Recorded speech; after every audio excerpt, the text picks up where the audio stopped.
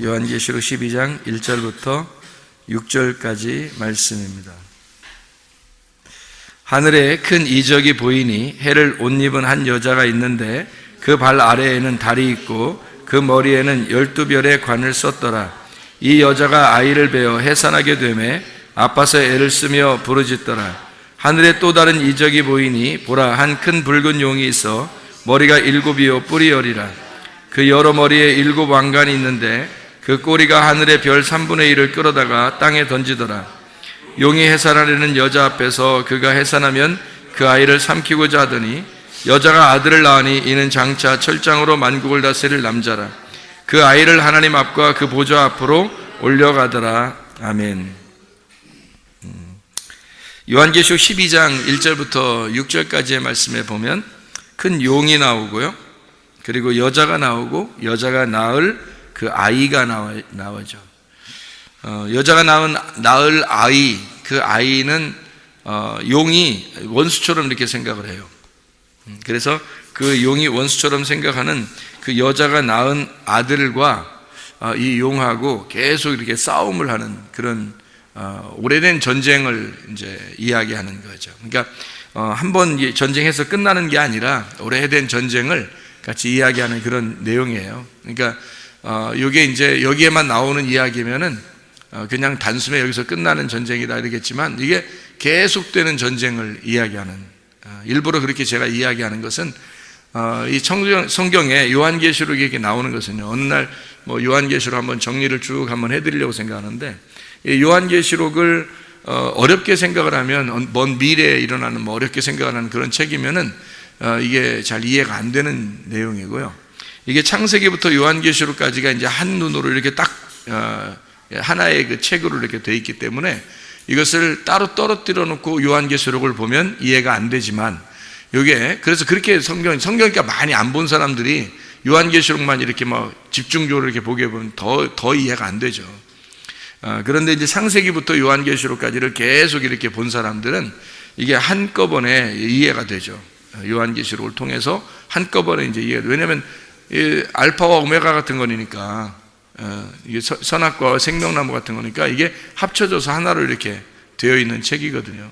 그래서 그렇게 어려운 내용들은 아니죠, 어떤 면에서는. 그러니까 이런 이제 내용들 한번 정리를 하면 좋겠는데, 우선은 이제 우리가 생각을 하면 왜 오래된 전쟁이다 이렇게 생각을 할 수 있는데요. 이게 왜 그러냐면, 오래된 전쟁이라고 하는 것은 여기서 이제 붉은 용이 나오고, 그리고 여기 이제 여자가 나오고 그 아들을 낳았다 이런 얘기가 나와요. 그러니까 이것을 이제 근본적으로 용에 대해서, 그리고 또 여자에 대해서, 그리고 아들에 대해서 이렇게 알면은 그렇게 큰 문제가 안 되는 그런 내용이죠. 왜냐하면 이제 쉽게 얘기해서 이런 거예요. 창세기에 보면 창세기 3장에 누가 하와를 갖다 꼬이죠? 누가? 옛 뱀이. 그러면 이 옛 뱀이라는 게 나오고, 그냥 뱀이 아니에요. 옛 뱀입니다. 그러니까 이게 이제 옛날 처음 나온 그 뱀을 갖다가 이제 옛 뱀이라고 그래요. 그러니까 옛 뱀이죠. 그리고 거기에 하와가 여자예요, 남자예요? 여자죠. 여자죠, 틀림없이. 그러니까 이제 그 옛 뱀이 아담을 안 찾아오고 누구를 찾아온 거예요? 여자를 찾아온 거죠, 그죠? 그러니까 이 옛 뱀이 아담을 찾아온 게 아니라 여자를 찾아왔잖아요. 그러니까 여자하고 상대하는 거예요. 그리고 이제 여자가 선악과를 먹었어요. 그랬더니 여자가 선악과를 먹었더니 이 여자에게 고통을 주는데 어떤 고통을 주나요? 해산하는 고통을 줘요. 그럼 해산한다고 그러면 뭘 해산을 해야 될 거 아니에요. 그러니까 아들을 해산해야 된단 말이에요. 아들을 낳는 그 고통, 아들을 낳는 고통인데, 그 아들을 낳는 고통을 가질 때 그 아들이 나오면 어떻게 돼요? 용이 삼켜버리려고 한다는 거죠. 그러면 이게 이제 틀림없이 이제 용은 이제 어떤 걸 말하는 거예요? 옛 뱀을 말하는 거죠. 그래서 용이 옛 뱀이고, 옛 뱀이 사탄이고, 사탄이 마귀다 이렇게 되는 거죠. 그러니까 성경의 이제 구성 요소를 알겠죠. 용이라고 하는 게 이제 여기에만 잠깐 나오는 뭐 이렇게 뭐 하늘로 날아가는 용 뭐 이렇게 이야기하는 그런 의미가 아니고, 옛 뱀을 갖다가 용이라고 표현하는 거다. 그러면 요한계시록 12장의 내용은 사실 어디에 있는 내용하고 같은 거예요. 창세기 3장하고 같은 내용이죠. 그러니까 우리는 요한계시록 그러면 요한계시록만 따로 떨어뜨려 놓고 이걸 갖다가 이제 이해하려고 그러니까 더 이해가 안 되는 거죠. 왜냐하면 이 요한계시록만 이거 왜 이렇게 이해가 안 되지 그러면서 더 본다고요. 이해가 안 되지 면서 더 보니까 더 이해가 안 돼요. 더 볼수록 더 이해가 안 되는 게 요한계시록이라는 거죠. 요것만 따로 보니까 그런 거죠. 사실은 창세기부터 요한계시록까지를 다 같이 보면 사실 요한계시록의 답은 다 구약 성경에 나와 있는 거죠. 요한계시록의 답은. 왜냐하면 요한계시록을 이제 기록할 때 그때만 해도 신약 성경이 뭐 다 완성이 덜 됐거나 또는 완성하는 그런 과정에 있을 때고, 그 당시에 사도들이나 제자들은요, 요한계시록을 쓸 때만 해도 사도들이나 제자들은 거의 다 구약 성경을 가지고 구약 성경을 이제 율법이라는 구약 성경을 가지고 그 성경을 가르치던 사람들이란 말이에요. 그러니까 구약 성경을 가지고 가르치다가 이것이 이제 어떤 의미가 다 있는데 이 의미들을 설명을 해야 되겠더라는 거죠. 그래서 설명을 해야 되겠어서 그거를 이제 자기들이 안 죽을 줄 알았는데 죽더란 말이에요. 친구들이 다 이제 다 형제들이 죽고 그런단 말이에요. 그러니까 이러다가 밑에 사람들에게 우리가 전달하지 못하면 안 되겠구나. 그래서 쓰기 시작한 거예요. 그러니까 이 신약 성경이 쓰여진 거는요, 예수님 시대 때 안 쓰여졌습니다. 예수님 시대 바로 이후에도 안 쓰여졌습니다. 그러니까 신약 시대에 사실 이 신약 성경을 쓴 것은 제자들이 이제 한두 명씩 죽기 시작할 때 쓴 거예요. 그러니까 그 전에는 안 쓴 거예요. 그러니까 그들은 자기들이 살아있는 때 예수님이 오실 줄 알았던 거거든요. 자기 살아있을 때. 그런데 살아있는데 안 오는 거예요. 그래서 후대에 전달해야 되겠다 싶어서 신약 성경을 쓰기 시작한 거거든요. 그러니까 부랴부랴 쓴 거예요. 기억을 해내서 이 무덤이 열린 거죠. 이제 생각이 안 났던 것이 생각이 다 나게, 하나님의 성령이 오시면 우리를 진리 가운데 인도하시고 그 생각나게 하신다 그랬잖아요. 생각나게 하는 거예요. 그래서 자기 머리가 열리고 부활하고 하나님의 성령이 그걸 가르쳐 주셔서 신약 성경을 이제 쓰기 시작하고, 바울도 편지를 쓰게 되고 베드로도 편지를 쓰게 되고 또 뭐 마태, 마가, 누가, 요한은 예수님에 대한 이야기를 자꾸 기억해내서 그걸 갖다가 이제 옛날에 일어난 일들을 다 기억해내고 사람들의 이야기를 다 듣고 해서 종합해서 쓰기 시작하고 그때 쓴 거예요. 그러니까 그 전에 예수님 시대 때 막 쓰고 그런 거 아니에요. 그 이후 시대에 쓴 겁니다. 한참 후에. 그러니까 요한계시록도 마찬가지고 신약 성경 전체가 마찬가지예요. 그 후대에 사람들이, 제자들이 죽기 시작할 때 그때 쓴 거니까 생각해 보세요. 그때까지만 해도 이 사람들은 뭘 가지고 예수님을 소개했을까요? 구약 성경을 가지고 예수님을 소개한 거예요. 틀림없이요. 그러니까 요한계시록 이 자체도요, 여러분, 이게 이 자체만 요걸 따로 떼놓고 보면은 오히려 이해가 안 되고, 구약 성경과 함께 이 신약에 있는 것은 구약 성경과 함께 이렇게 딱 보면 이해가 되는 책들이란 말이에요. 그러니까 어려운 책은 아닌 거죠, 요한계시록이. 왜냐하면 이미 쓰여 있는 것을 사람들에게 다른 이렇게 그 표현력을 다른 표현으로 이렇게 써낸 거예요. 성경이 그러니까 다 일치가 되는 거죠. 요한계시록까지 다 보면 일치가 되는 거예요. 이루어지지 않은 뭐 이런 이야기를 막 허무맹랑한 이야기를 쓰려고 했던 게 아니고, 이게 일치된 내용을 써서 앞으로 이 모든 역사는 이런 식으로 다 반복해서 간다라는 것을 이야기하는 거예요. 우리 시대 때도 요한계시록의 일이 지금 우리에게도 있는 거죠. 지금 이것이.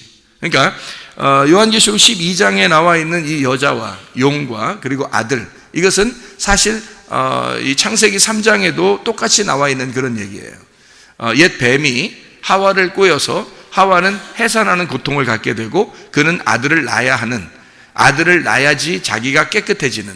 그러니까 선악과를 먹었기 때문에 옛 뱀하고 이제 하와가 선악과를 먹었기 때문에 더러워졌단 말이에요.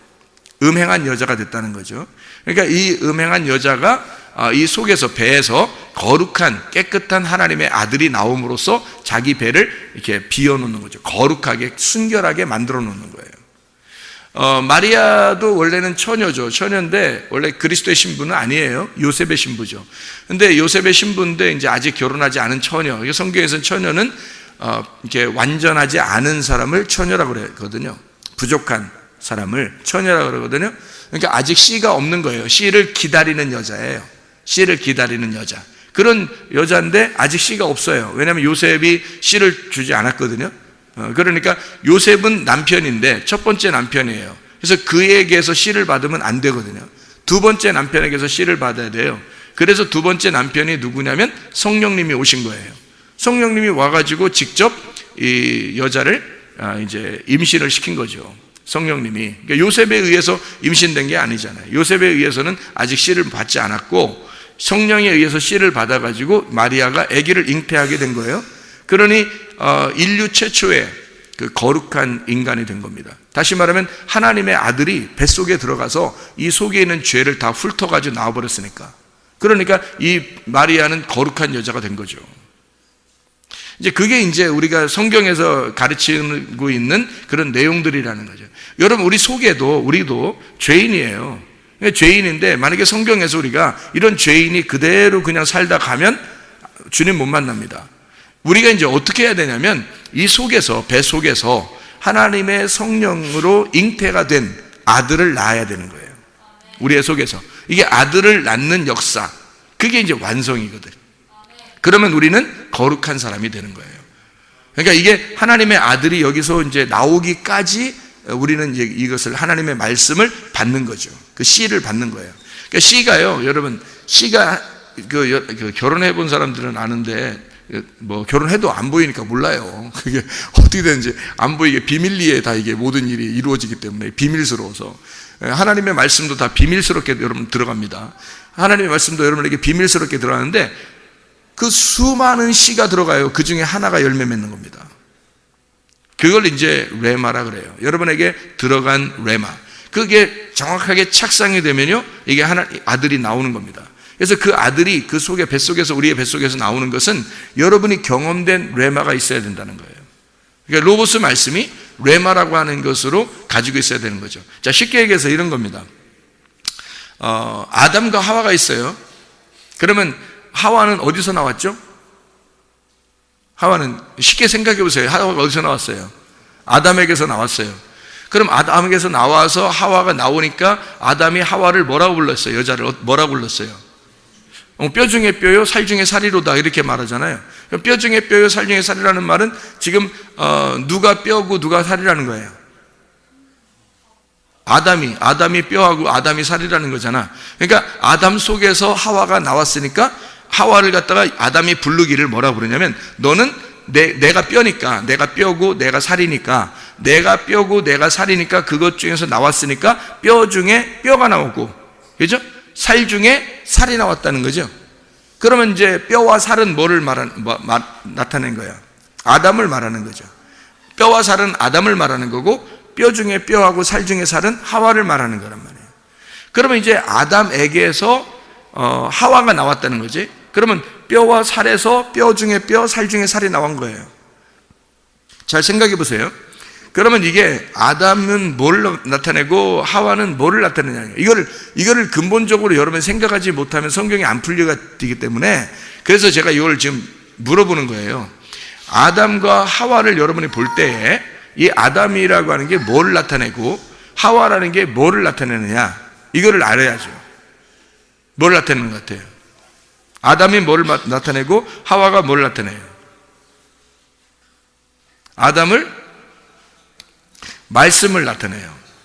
예, 하와는요, 말씀을 나타내요. 그러니까 아담도 말씀을 나타내고 하와도 말씀을 나타낸단 말이에요. 근데 하와가 아담 속에 있다가 나왔죠. 그러니까 말씀은 말씀인데 이게 성경에서 구분된 말씀이란 말이에요. 구분된 말씀. 그러니까 처음에 있는 아담이라는 말씀은 로고스 말씀이에요. 아버지의 말씀. 아버지의 말씀, 로고스 말씀을 말하는 거고요. 그 로고스 말씀에서 하와가, 여자가 이렇게 나왔단 말이에요. 이게 레마의 말씀이에요. 로고스 안에 숨겨져 있는, 자, 우리 성경으로 말하면 이 성경책 속에 복음이 들어있겠죠. 그렇죠? 이 성경책 속에 복음이 들어있겠죠. 그러면 우리를 구원하는 것은 성경책이에요? 이 속에는 복음이에요? 이 속에는 복음이 우리를 구원하는 거죠. 그렇죠? 우리를 낳은 것은, 하나님의 아들을, 우리를 하나님 아들 만드는 것은 이 성경책이 아니라 이 성경책 속에 있는 복음이라고요. 그렇죠? 그래서 여러분 잘 봐요. 아담에게서 하와가 나왔죠. 로고스라는 아담에게서 하와라는 레마가 나왔단 말이에요. 그러면 우리를 예수 하나님의 아들을 낳는 배는 어떤 배예요? 하와의 배라고요. 레마가 하나님의 아들을 낳는다는 거라고요. 그러니까 아담이 낳는 게 아니고 하와가 낳는 거라고. 그러니까 아담에게서 하와가 나왔고 하와라는 뼈 중에 뼈가 살 중에 살이라는 그 복음이 하나님의 아들을 낳는 거란 말이에요. 자, 이해가 되겠죠? 성경이 그렇게 구성이 되어 있다.